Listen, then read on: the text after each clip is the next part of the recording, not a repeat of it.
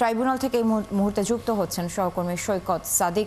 সৈকত, তৃতীয় দিনের যুক্তিতর্কে আদালতের কাছে আজ কোন কোন সাক্ষীর স্বাক্ষর বিপক্ষে যুক্তি তুলে ধরছেন এবং নতুন আর কোনো তথ্য আছে কিনা এই বিষয়ে আপনার কাছে জানাবেন।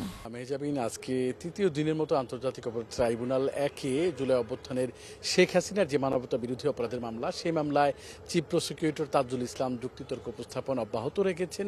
আপনি জানেন যে গত 2 দিন শেখ হাসিনার যে শাসনামল ছিল, সে আমলে তিনি কিভাবে রাষ্ট্র চালিয়েছেন এবং রাষ্ট্র চালাতে যে তিনি কিভাবে স্বৈরাচারী বা ফ্যাসিবাদী হয়ে উঠেছেন, তিনি কিভাবে গুম খুন, বিচার বহির্ভূত হত্যাকাণ্ড সহ অন্যান্য অপরাধ সংগঠন করেছেন, সেই বিষয় তোলার পরে কিন্তু গতকালকেই তিনি এই জুলাই অভ্যুত্থানের মামলার যে মূল বিষয় তিনি যে দাবি করেছেন যে শেখ হাসিনা তার নির্দেশে তিনি এবং তার স্বরাষ্ট্রমন্ত্রী এবং তার আইন শৃঙ্খলা বাহিনীর সহ সবাই কিভাবে সিস্টেমেটিক এবং ওয়াইড স্প্রেড সারা দেশব্যাপী এই অপরাধ সংগঠন করেছে, সেই বিষয়গুলো তুলে ধরছেন।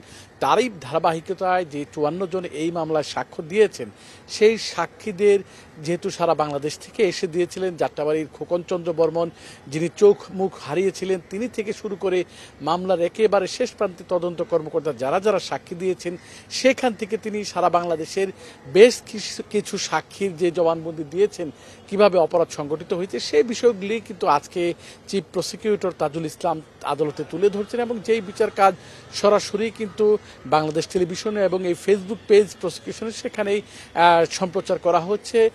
যেহেতু তিনি বারবার বোঝানোর চেষ্টা করছেন বা প্রমাণ দেওয়ার চেষ্টা করেছেন যে শেখ হাসিনার নির্দেশে এই যে মারণাস্ত্র ব্যবহার, হেলিকপ্টার ব্যবহার, গুলি নির্দেশনা সব কিছুই এই শেখ হাসিনার নির্দেশনায় হয়েছে, সেই বিষয়গুলোই তুলে ধরা হচ্ছে। আর জানেন আপনি যে মাঝখানে একটা বিরতি দেওয়া হয়, বেলা হয়তো 1:30 বা 1:45 পর্যন্ত এই মামলার কাজ চলমানের পর একটু 1 ঘন্টা বিরতির পর আবার শুরু হবে। আজকে হয়তো তার যুক্তিতর্ক উপস্থাপন শেষ হওয়ার পরেই কিন্তু এই মামলায় যেহেতু শেখ হাসিনা পলাতক রয়েছেন এবং স্বরাষ্ট্রমন্ত্রী আসাদুজ্জামান খান কামাল পলাতক রয়েছেন, তাদের পক্ষে যে আইনজীবী রয়েছেন আমির হোসেন, তিনি যুক্তিতর্ক খণ্ডন করবেন।